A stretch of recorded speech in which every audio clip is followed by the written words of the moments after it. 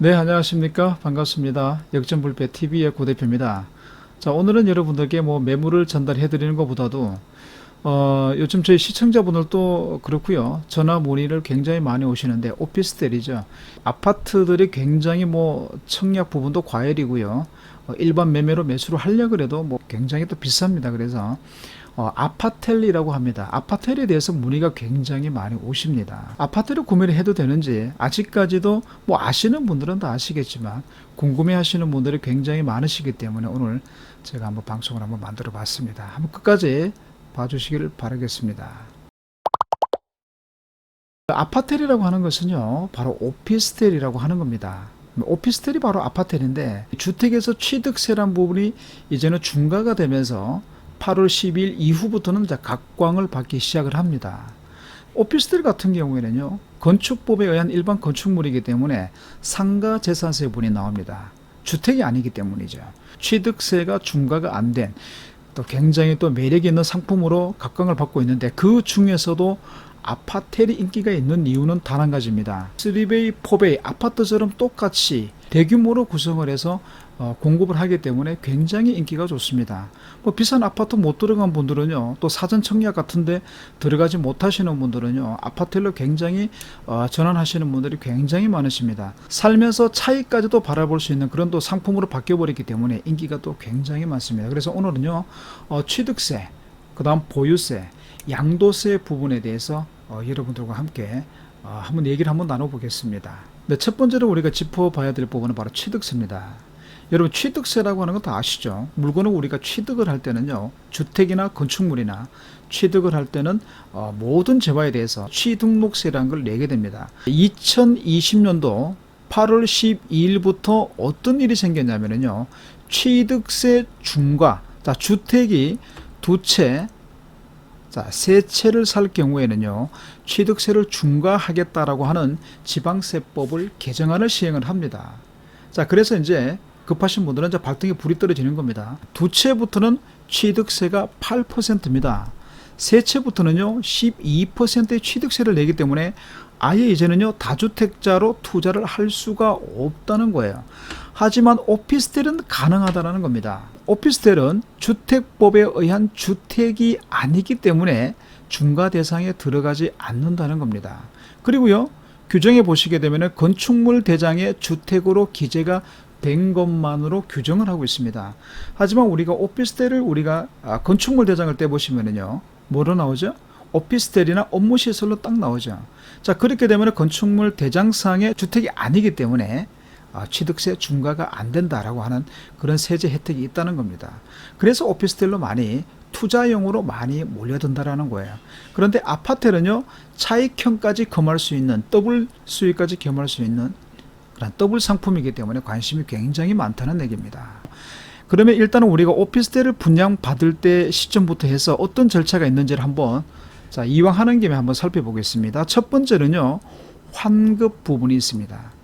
오피스텔을 사게 되면요, 건물 부분에 대해서 10% 부가가치세를 환급해서 돌려드립니다. 공짜처럼, 공짜 돈을 주는 것처럼 이렇게 많은 사람들이 유인을 합니다. 그래서 어떤 분들은요, 공짜라 생각하고 굉장히 또 좋아하시는 분들 계시고, 또 어떤 분들은요, 자, 이게 정말 불법 같은 거야, 또 두려워서 안 받으신 분도 계십니다. 하지만 자, 환급 10%라고 하는 것은, 자, 토지 부분은 아니고요, 토지는 면세이기 때문에 아니고요, 건물 부분에 대해서 건물 가격의 10%를 환급을 시켜주는 거기 때문에 이거는 불법이 아닙니다. 받으셔도 되고 안 받으셔도 됩니다. 하지만 임대를 했대, 준공이 떨어지고 임대를 했을 때 내가 주거로 내겠다라고 이미 마음을 굳혔으면요, 뭐 받지 않으시면 됩니다. 어차피 환급을 받고 주거용으로 우리가 전입을 하게 되면요, 추징을 받습니다. 그래서 받아도 되고 안 받아도 된다. 자, 두 번째, 오피스텔은 전매 제한이 있습니다. 아파트도 마찬가지죠. 아파트는 뭐 재당첨 제한이라든가, 그리고 전매 제한 10년까지, 공공분양은 10년까지입니다. 5년에서 10년까지 전매 제한이 있습니다. 오피스텔도 마찬가지인데요. 오피스텔도, 자, 규제 지역을 보시게 되면요, 백실 기준이 넘어갔을 때 소유권 이전 등기까지만, 자, 참으시면 되고요. 규제 지역이더라도 백실 이하다, 그리고 비규제 지역이다라고 한다면요, 자, 소유권 이전 등기까지 전매 제한이 없습니다. 그래서 언제라도 사고 팔 수 있는 매력적인 상품이 바로 오피스텔이라는 겁니다. 오피스텔을 2개를 갖고 있다가 주택을 하나 구입한다라고 했을 때 어떻게 적용받느냐라고 한다면요, 바로 2가지입니다. 첫 번째는요, 주택분 재산세. 2번째는 상가분 재산세입니다. 네. 상가분 재산세, 어떤 재산세를 내느냐에 따라 가지고 이제 정해진다라고 하는 겁니다. 취득세와 보유세 부분에 있어서 보유세는요, 재산세와 종부세를 얘기하는 거죠. 이 세금에 있어서 기준을 어디를 잡고 하냐면요, 기준은 공부상을 기준으로 합니다. 네, 실사를 나와서 확인을 하는 게 아니라 공부상 기준으로 하기 때문에 공부상에 주택이 아니라 업무시설로 되어 있다라고 한다면요, 기본적으로 상가 재산세분이 과세가 됩니다. 자, 상가분 재산세가 부과가 된다라고 한다면요, 이 오피스텔은 주택이 아니라 상가로 들어가기 때문에 취득세율 1에서 3%만 내게 된다는 것이죠. 만약에 주택분 재산세가 부과되는 오피스텔이다라고 한다면요, 입장은 달라집니다. 그렇게 돼버리면요, 12% 취등록세를 부과를 해야 되는 거예요. 굉장히 많은 금액이 늘어나죠. 그래서 여기서 중요한 포인트는 뭐냐, 오피스텔은요, 몇 채가 있든 간에 항상 4.6% 주택이 아니기 때문에 유지가 되어 있는데, 이 오피스텔이 다른 주택을 구매할 때 주택수에 포함되는지 안 되는지 여부는 재산세 부과 기준에 딸려 있다. 여러분들 그것만 명심을 하시면 됩니다. 네, 그리고요, 오피스텔 분양권입니다. 이 부분에 대해서도 궁금하시는 분들이 굉장히 많아요. 우리가 2021년도 1월 1일 이후부터 분양권을, 아파트 분양권에 대해서는요, 주택으로 들어가 버립니다. 그래서 이 부분 때문에 헷갈리시는 분들이 굉장히 많으십니다.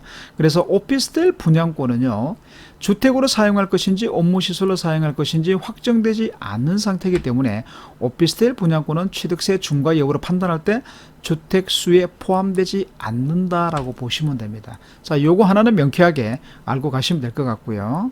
네, 그 다음이 보유세입니다. 이 보유세라고 하는 것은 아까 뭐라 그랬죠? 보유세라고 하는 것은 재산세가 있고요, 종부세가 있습니다. 뭐 재산세는 금액이 얼마 안 나오기 때문에요, 그래 큰 부담은 없는데 이제는 종부세가 문제입니다. 자, 아까 중요한 게 뭐라 그랬죠?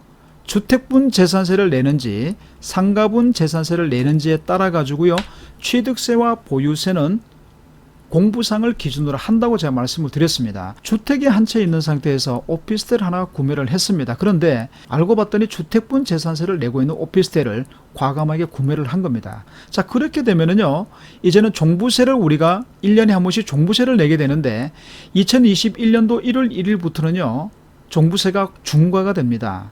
다주택자들은 중과가 되거든요. 현행은요 0.6%에서 최고 3%까지 종부세입니다. 그리고 1주택자면은요 9억 원을 또 세금 공제를 받습니다. 이것만 받냐? 네, 장기보유 특별공제도 받고요, 노령, 경로 우대 감면도 받습니다. 하지만 이것이 이제 중과가 된다라고 한다면요, 입장은 또 달라집니다. 2배로 올라가 버리는 거예요. 1.2%가 적용이 되고요, 3%가 6%의 종부세가 적용이 돼 버립니다. 이 부분은 누진세율로 또 적용이 됩니다. 중과가 돼 버리면요 9억에서 6억 원으로 인하가 돼 버립니다. 그리고 장기보유 특별공제, 경로 우대가 없어져 버립니다. 그래서 실질적으로 우리가 부담해야 될 금액은 더욱더 크다라고 보시면 됩니다. 그래서 중요한 것은요, 주택분 재산세를 내느냐 상가분 재산세를 내느냐, 그 부분에 대해서 굉장히 신중하게 검토를 해 보셔야 된다는 겁니다. 네, 마지막으로는 양도세 부분인데요, 가장 중요한 부분이죠. 자, 우리가 양도를 잘 살 때는 잘 샀습니다. 하지만 우리가 팔 때를 계산 못 한다면요 말짱 도루묵이 되는 거죠. 네, 많이 벌어가지고 많이 세금을 내버리면 의미가 없다는 얘기입니다. 자, 양도세 부분에 대해서는 입장이 다르다, 이렇게 생각을 하셔야 됩니다. 양도세는 실질 과세 원칙을 따지기 때문에 중요한 것은 우리가 임대를 줬을 때 임차인들의 사업자 등록증입니다. 네, 실질적으로 업무용으로 쓰고 있어야 된다는 겁니다. 만약에 예를 들어서 주거용으로 사용하고 있는, 자, 전입을 한 주거용으로 사용하고 있다라고 한다면요 양도세는 또 중과가 됩니다. 그래서 배보다 배꼽이 더 큰 그런 현상이 올 수가 있다는 거예요. 주거로 임대를 하게 되면 양도세에서는 피해갈 수가 없습니다. 자, 절세를 할 수 있는 방법은 양도를 할 때 1주택을 비과세 받기 위해서는 오피스텔을 팔면 되는데 쉽게 나가지가 않습니다. 그때는 어떻게 하냐면요. 주택분 재산세를 부과하는 오피스텔을 공실이 되었을 때 상가분 재산세로 신청을 하면서 1주택을 비과세를 받으면 됩니다. 오늘은 여러분들과 함께 오피스텔에 대해서 오피스텔 세금 문제에 대해서 조금 짚어봤는데요. 조금 부족한 내용은요. 많은 유튜버 분들을 통해서 꼭 성공 투자를 하시기를 진심으로 바라겠습니다. 역전불패TV였습니다. 고맙습니다.